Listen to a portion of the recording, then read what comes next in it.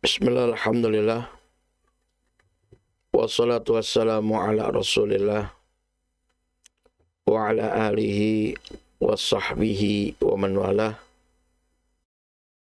wa la hawla wa la quwwata illa billah amma ba'du.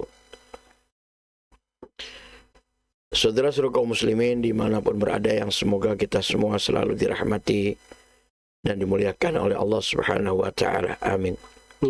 Setelah kita memuji syukur kehadirat Allah subhanahu wa ta'ala dan berselawat atas nabinya sallallahu alaihi wasallam, tema kita kali ini adalah kesyirikan semakin merajalela. Allah subhanahu wa ta'ala sudah memperingatkan kepada kita para hamba bahwasanya Allah tidak akan mengazab mereka semua,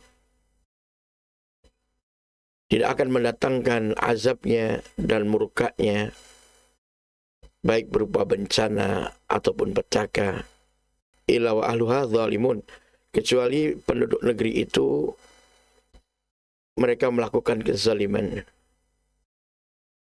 artinya melakukan kesyirikan. Illa wa ahluha zalimun, ya, artinya Allah Subhanahu wa taala tidak akan menimpahkan bencana, petaka, azab, murkanya kepada kita para hamba di mana saja kita berada, melainkan manakala para hamba itu, para penduduk di mana mereka berada, melakukan kezaliman. Dalam hal ini adalah melakukan kesyirikan. Maka disitulah Allah menimpahkan azabnya, bencana dan petakanya.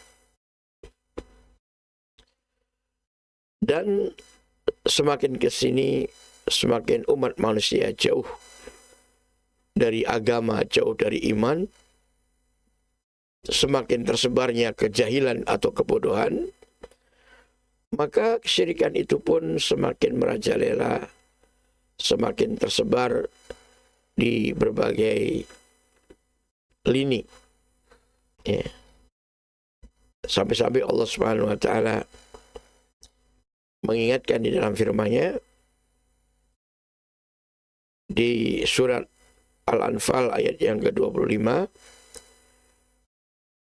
wattaqu fitnatan la tusibanna alladziina dzalamu minkum khassah.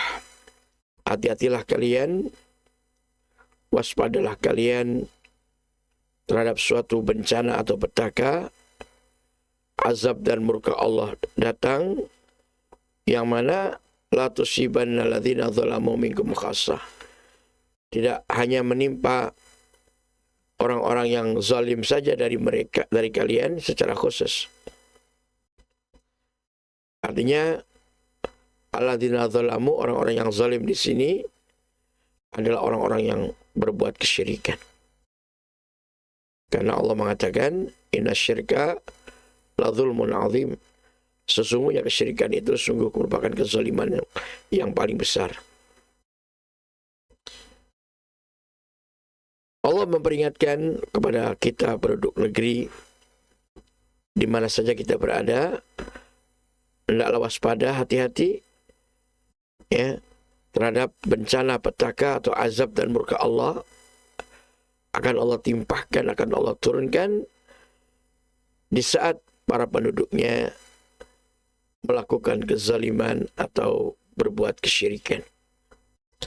Namun kata Allah, bencana dan petaka itu tidak hanya menimpa mereka yang berbuat zalim saja, berbuat syirik saja, termasuk juga orang-orang yang saleh sekalipun akan terkena dampaknya, walaupun nanti di akhiratnya Allah akan bangkitkan sesuai dengan amal perbuatan masing-masing. Namun di dunia ini akan terkena semua dampaknya. Dan ini apabila di tengah-tengah mereka tidak ada amar ma'ruf nahi munkar, tidak ada dakwah. Maka itulah yang akan memicu terjadinya bencana dan petaka atau azab dan murka Allah.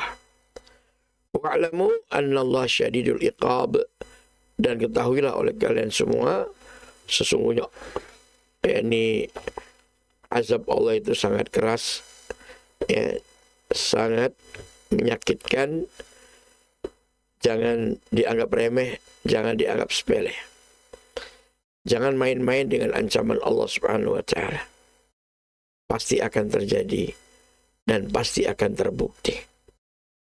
Allah tidak akan mengingkari janjinya. Oleh karena itu, saudara sekalian, hendaklah kita terus gencar memberikan penyuluhan, pencerahan tentang agama Islam ini, terus berdakwah, dan kita harus membackup dakwah ini agar eksis dan bahkan agar tersebar luas di seluruh penjuru dunia. Sebab kalau tidak ada dakwah, kalau tidak ada amar ma'ruf nahi mungkar, maka sudah dipastikan akan merajalelanya kesyirikan, maksiat, dosa, dan kesesatan. Dan itulah yang akan memicu murkanya Allah Subhanahu wa taala. Juga Allah Subhanahu wa taala mengingatkan kepada kita para hamba di dalam firman-Nya di surat Az-Zumar ayat yang ke-38, kata Allah, "Wala in sa'altahum," dan sungguh jika engkau bertanya kepada mereka, wahai Muhammad SAW, "Man khalaqas samawati wal arda," siapakah gerangan yang telah menciptakan langit dan bumi? La yaqulunallah, sungguh-sungguh mereka orang musyrik itu pun dan orang kafir itu pun akan mengatakan Allah yang telah menciptakan langit dan bumi tersebut. Mereka yakin, mereka percaya Allah adalah Tuhan mereka yang telah menciptakan langit dan bumi.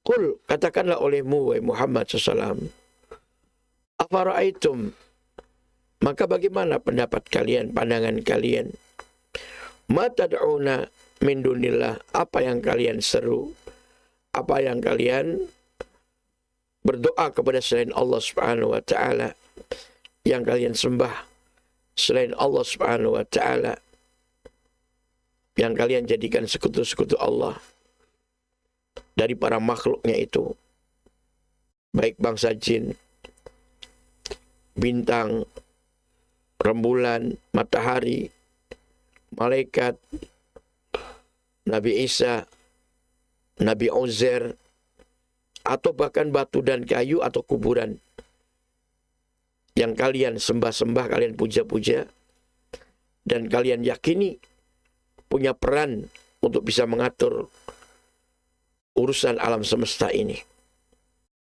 selain daripada Allah Subhanahu wa taala.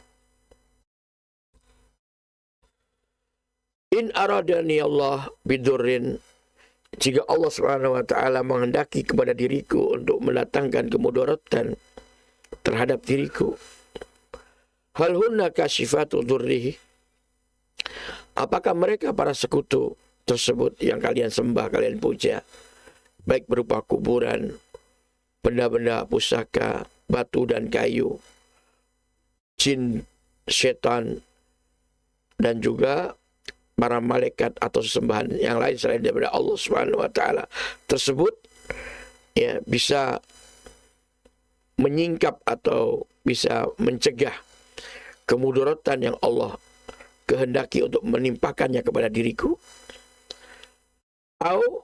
atau sebaliknya,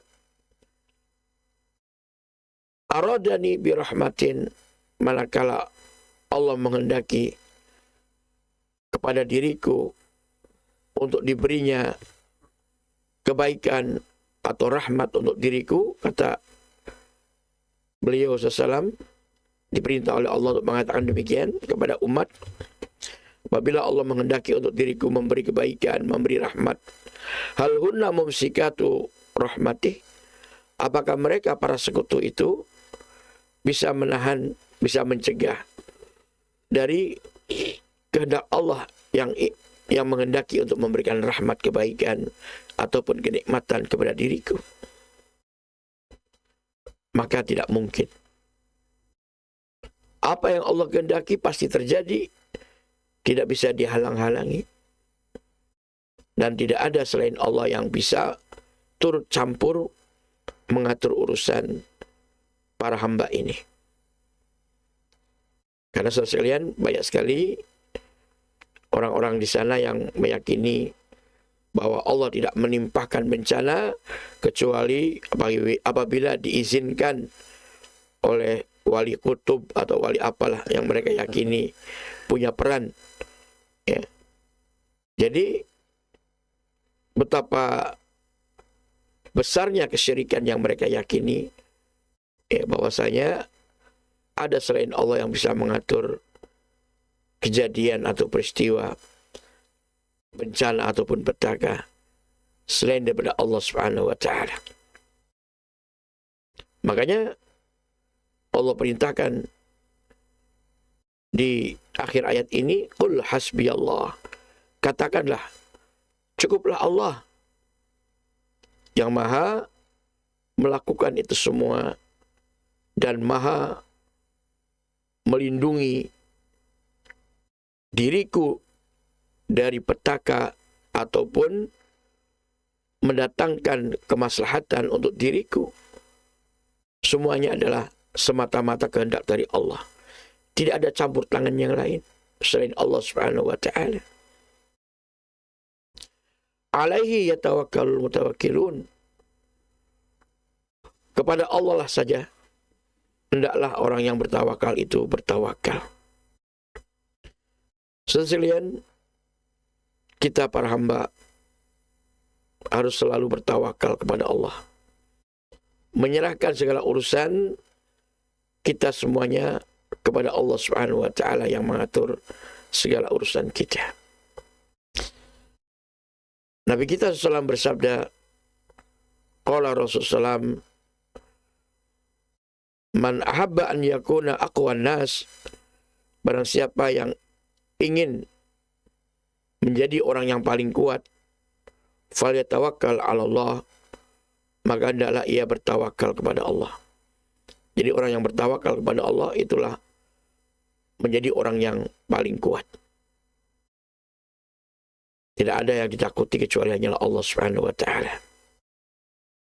Ini apabila kita betul-betul bertawakal kepada Allah, karena kita yakin hanya Allah yang mengatur segala urusan diri kita para makhluk, yang menghidupkan, yang mematikan, yang memberikan rezeki, yang juga mendatangkan madarat ataupun mendatangkan manfaat. Semuanya ada di tangan Allah Subhanahu wa taala. Maka dia akan menjadi manusia yang paling kuat. Ini manusia yang paling bertawakal kepada Allah. Begitu juga waman ahabba an yakuna aghnan nas, dan barang siapa yang ingin menjadi manusia yang paling kaya, yang tidak butuh kepada selain daripada Allah Subhanahu wa taala, falyakun bima fi yadillah azza wa jal awsaqa minhu mimma fi yadih. Hendaklah apa yang ada di tangan Allah lebih dipercaya, lebih diyakini, ya, daripada apa yang ada di kedua tangannya sendiri. Artinya kita harus yakin betul apa yang ada di tangan Allah, ya, sehingga tidak takut dengan apa yang ada di tangan kita ini, sehingga menjadi manusia yang dermawan, karena dia tidak takut, karena dia yakin apa yang ada di tangan Allah itu jauh lebih dia yakini daripada apa yang ada di kedua tangannya yang dia miliki. Dia kasihkan, dia berikan, dia infak, dia dermawan, ya, dan itulah manusia yang paling kaya, adalah manusia yang paling dermawan. Karena yakin dengan apa yang ada di tangan Allah Subhanahu wa taala. Begitu juga waman ahabba ayyakuna akraman nas falyattaqillah azza wa jalla. Barang siapa orangnya yang ingin menjadi manusia yang paling mulia, maka hendaklah bertakwa kepada Allah Subhanahu wa taala. Semoga kita menjadi para hamba yang bertakwa. Amin ya rabbal alamin. Demikian wallahu ta'ala alam wa sallallahu ala Muhammadin wa ala alihi wa sahbihi ajma'in.